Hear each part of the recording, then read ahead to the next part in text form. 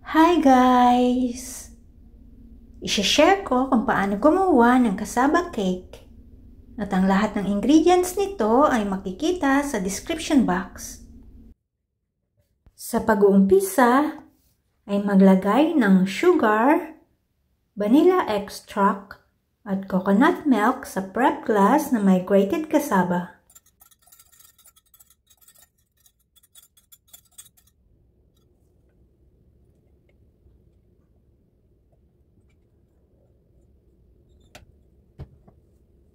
Ibuhos ang evaporated milk.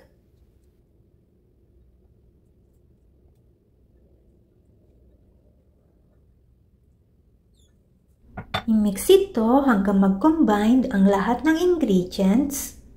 And after mixing ay iset aside muna ito. Sa gagamiting baking pan ay pahiran ito ng oil or butter.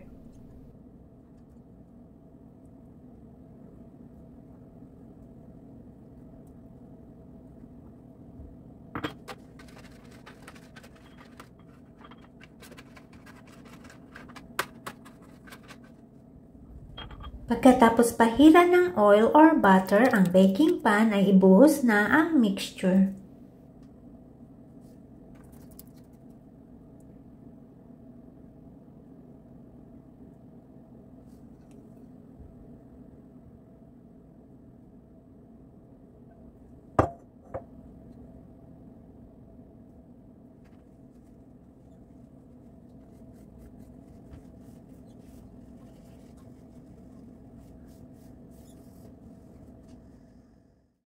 I-bake ito sa preheated oven, 350 degrees Fahrenheit, ng 1 oras.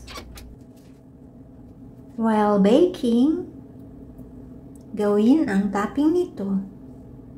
Sa saucepan na may coconut milk, ay ilagay ang condensed milk.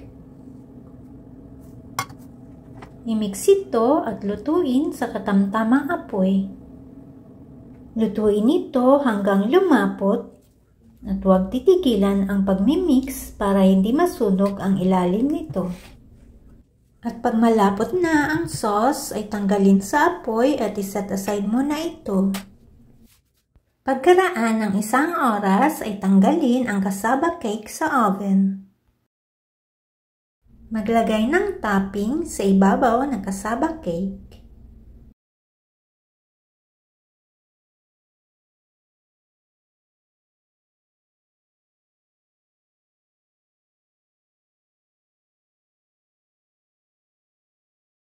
Muli itong ibalik sa preheated oven, 350 degrees Fahrenheit. Nakalimutan ko na dapat sa itaas o sa first rack ng oven ko ilalagay ito. Pero nung naalala ko ay inilipat ko ito sa itaas o sa first rack ng oven.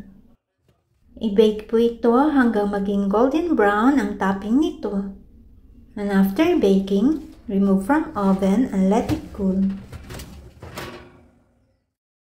At pag malamig na ito ay maglagay ng cheese sa ibabaw nito.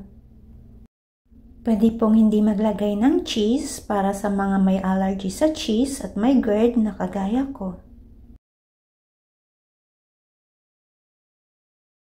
Pagkatapos maglagay ng cheese ay pwede na po itong iserve.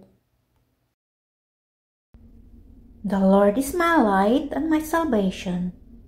I will fear no one. The Lord protects me from all danger. I will never be afraid. Psalms 27 verse 1. Thanks for watching.